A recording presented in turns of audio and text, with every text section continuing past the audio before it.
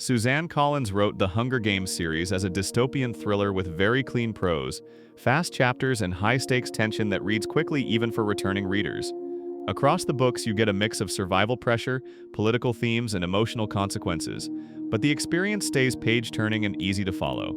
This guide explains the simplest order for new readers, where the prequel fits, and what not to start with. First, treat the core story as three main novels. Those are The Hunger Games, Catching Fire, and Mockingjay. They were written and released in that order, and the reading experience is designed around that sequence. There is also a later prequel novel, The Ballad of Songbirds and Snakes. It is connected by themes and context, but it is not the best entry point for most people. If you only want the complete main journey with the cleanest emotional arc, the original trilogy is the full experience. If you want extra context after you already understand the world, the prequel becomes a rewarding add-on rather than a confusing first step. A simple way to think about this universe is that the trilogy is the main meal. The prequel is dessert. You do not need dessert to understand the meal. In practice, buying the trilogy first also saves money because most box sets include only those 3 books. If you later decide you want more, you can add the prequel as a single extra volume. That buying pattern matches how most readers actually move through the series, and it keeps your shelf organized. The golden rule is simple. Read in release order. Start with The Hunger Games, then go to Catching Fire. Finish the core with Mockingjay. A timeline-first approach sounds logical, but it changes the intended discovery rhythm. It also front-loads context that is meant to feel earned. Release order keeps the stakes clear, keeps the pacing clean, and avoids unnecessary second-guessing. This matters because the series uses contrast. Each book answers different reader questions, and the order is how those questions stay interesting instead of feeling repetitive. If you remember nothing else, remember this. Read the trilogy straight through before you consider any extras. That single decision solves nearly every beginner confusion about where to start. Another benefit of release order is that it protects your first impressions. The first book is meant to be your entry, not a reference point you compare against later context. When you read in order, the books feel like they are widening the lens on purpose. When you read out of order, the books can feel like they are withholding information. They are not. The order is the design. The Hunger Games. Start here. If you are testing whether the series fits you, this first book is the cleanest sample. It has the most straightforward setup, the clearest momentum, and the least background knowledge required. For new readers, it also establishes the rules of the world in a way that feels natural rather than informational. Reading advice that helps? Do not worry about understanding every detail on page 1. The book is written to pull you forward, and your understanding catches up quickly. If you like fast chapters, external pressure, and a strong sense of forward movement, this book will usually work. If you finish it and want more, you are ready for the deeper expansion that comes next. If you finish it and feel done, you can stop without confusion and still feel like you completed a story unit. If you are choosing between editions with different subtitles or cover art, do not let that stall you. The story text is what matters. Pick any edition you can get quickly and start reading. Momentum is the real advantage with this trilogy, and the first book is built to give you that momentum early. Catching Fire, read this second, immediately after book 1. If you want the intended escalation, this installment expands the scope of the world. It also changes what the reader pays attention to. Instead of learning the basic rules, you begin noticing patterns, pressures, and trade-offs that were only hints before. A common beginner worry is that a middle book will feel like filler.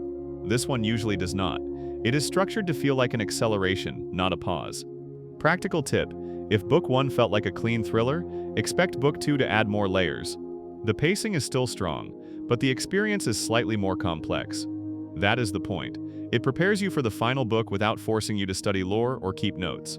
If you are reading in short sessions, this book is a good fit because it rewards steady progress. Even 15 minutes at a time can feel productive. The best way to keep it beginner-friendly is to resist the urge to pause and research details. Let the book carry you, and trust that your understanding is supposed to come from reading forward.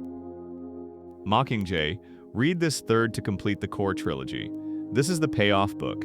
It answers the big questions that the first 2 books set up, and it shows the consequences of the choices that came before. Some readers experience a tone shift here. That is normal. The series started as a high-stakes survival story, and it grows into a story about aftermath, pressure, and what victory costs. That shift can feel heavier, but it is part of why the trilogy stays memorable instead of staying in one mode forever. If you want a smoother reading experience, do not take a long break between books 2 and 3. Treat them as a connected pair. When you finish Mockingjay, you have completed the main narrative arc that most readers mean when they say they have read The Hunger Games. If you hear mixed opinions about this installment, remember that many readers react to the change in focus, not to a drop in craft. The story is moving from immediate crisis into longer consequence.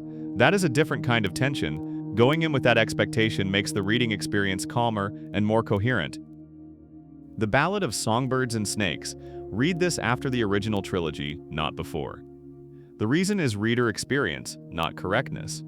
The prequel assumes you already know what the world becomes, so you can notice echoes, contrasts, and the way ideas evolve.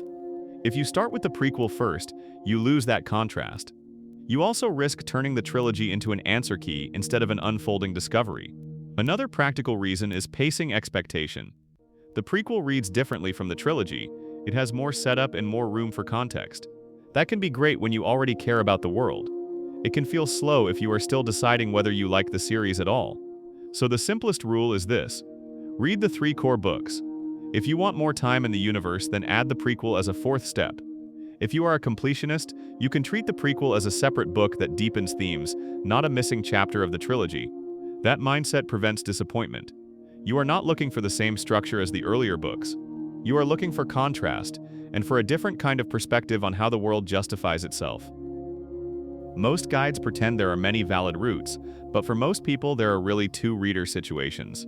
If you are new, you want the lowest friction path that delivers the full emotional arc. That is the trilogy in release order, with the prequel last if you want it.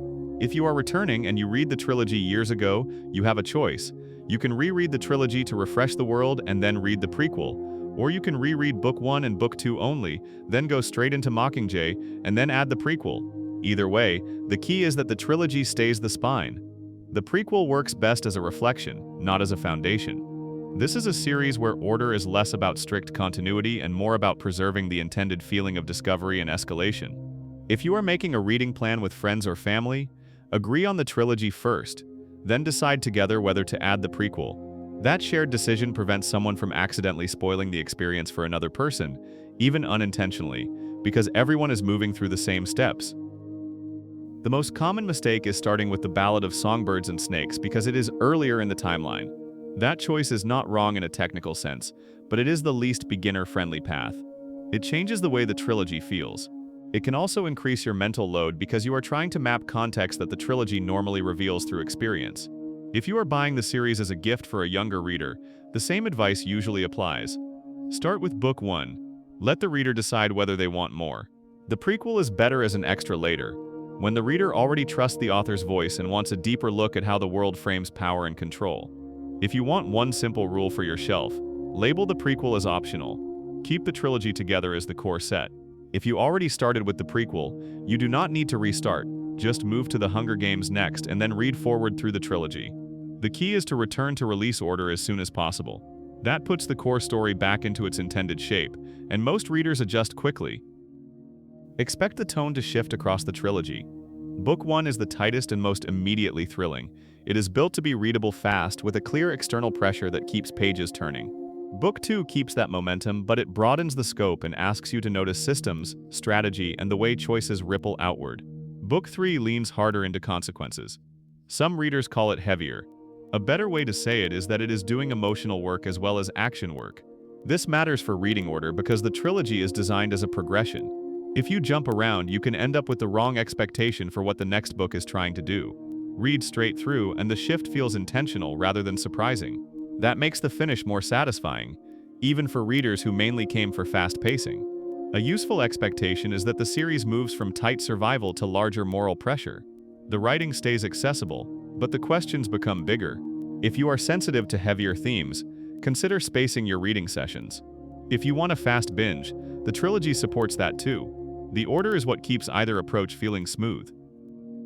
The Hunger Games books exist in many editions, including box sets, illustrated packaging, and different cover styles. For a first read, the format choice is less important than keeping the order simple. If you prefer speed, audiobook often works well because the chapters are short and the scenes move quickly. If you are reading with a younger reader, print can be helpful because you can pause and check understanding without breaking the flow. If you read on an e-reader, the trilogy is especially convenient because you can move from one book to the next without delay, which helps with the escalation rhythm. One practical tip is to keep the trilogy in the same format. Switching formats mid-series can reset your momentum. Once you finish the trilogy, the prequel is flexible. You can treat it as a separate reading experience and pick any format you enjoy. For audiobook listeners, another simple rule is to avoid jumping around with clips or summaries. Listen to the trilogy in sequence. It keeps names, locations, and concepts anchored. If you are reading on multiple devices, turn on sync so you never lose your place, because this series is easiest when you maintain forward motion. Here is the clean checklist. Step 1. Read The Hunger Games. Step 2. Read Catching Fire. Step 3. Read Mockingjay. That is the full core journey. Step 4 is optional. If you want more context and a different angle on the world, read The Ballad of Songbirds and Snakes after you finish the trilogy.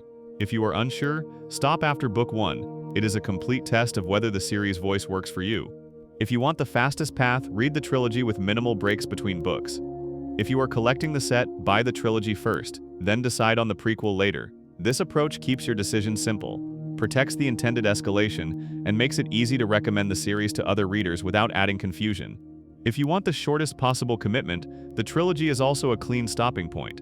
You do not need to read anything else to say you completed The Hunger Games. The prequel is a bonus choice.